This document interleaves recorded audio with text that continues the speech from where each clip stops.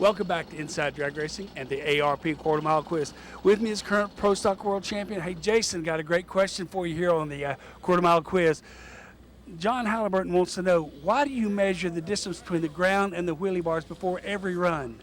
That is a great question. Well, the main reason is because we use the wheelie bar to steer the car for the first 60 feet of the racetrack. So if something is to happen to the wheelie bar, that measurement is incorrect, then the car will either go some direction other than straight, which is, of course, not what we want. So, well, straight's good. Straight is good. Any other direction is not good. So. Well, you went straight a number of times last year, so I guess you guys know what you're doing on it. Well, I think so. We got a great crew, and they do a great job of making sure the car does go straight. Well, thank you for your answer. Hey, John, great looking ARP Quarter Mile Quiz sweatshirt on the way to you. And for all you folks at home, send us your question like John did. All right, thank you very much, Butch. Ted Jones, along with Kenny Nowling in the booth as we bring you the quarterfinal round of the Pro Nitrous. The defending world champ, Keith Baker, against Randy Weatherford. Baker with a huge hole shot. He runs it out the back door, wins it at both ends of the track, a 4:08 with a 2:181. Now here comes Dennis Radford out of Baker City, Oregon, the CUDA against the Corvette of Mike Lockwood. Dennis Radford, the Illusion's best appearing car award went to him, and he takes round one over Lockwood, a 4:11, outruns a 4:10.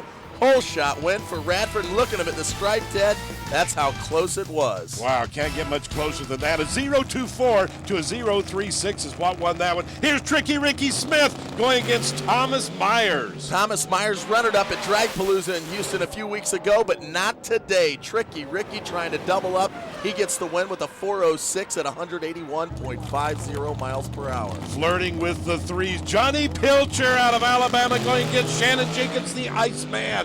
Johnny Pilcher going to get the upset over the Iceman, if you want to call it that. Pilcher a 4:08 with a 480.52 terminal velocity. Well, Jenkins had problems, forced the lift right there.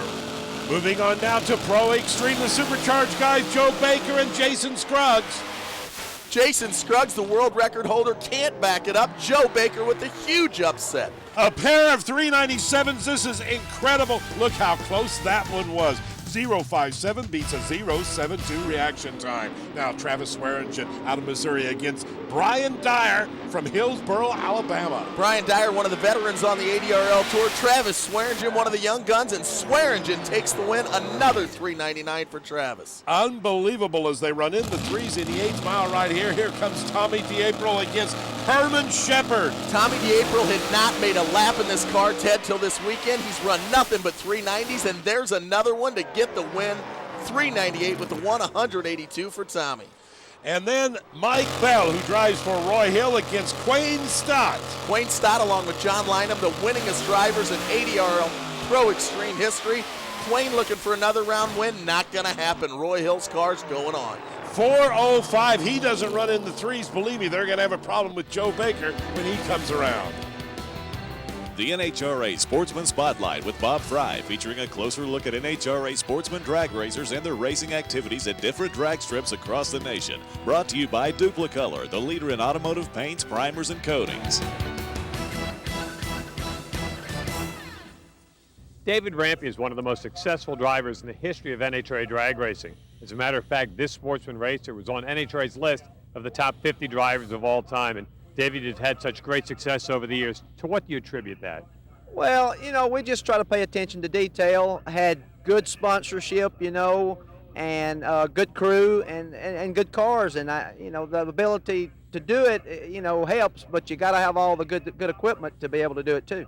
Speaking of the money to do it, more than your race cars, your rig is getting a lot of attention in the pits this year. Tell us about this operation. Well, it's all kind of associated with Harold Stout. Is where it all started from. I've been associated with Harold Stout since 1986, and he's helped me over the years. He's either helped sponsor me or he's either helped me get sponsorship. And he was going to help me this year, and his wife is Sandy Castell, or Sandy Stout is what I call her. But anyway, he was going to help me, and then so she does music and different things, and so we decided to promote her music this year, and so that's how all this came about. It's interesting. I know you've been taking a lot of ribbing about some of this stuff. Tell us about what the other guys are saying.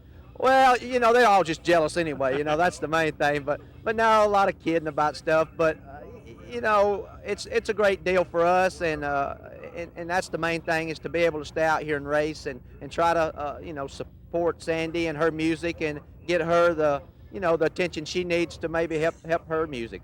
Now, you've already had a great start to this 07 season, and you're looking at the possibility of another championship. Is that on your mind? No, not really. We're focusing more on just trying to run a lot of national events and, you know, make as much money as we can this year and just go that route and not so much the championship stuff. Now, David Rampy's running this for Sandy Castile on the side, and he's silk and satin records, but you want to talk about something that's silk and smooth. It's this guy when it comes to racing on the NHRA Tour.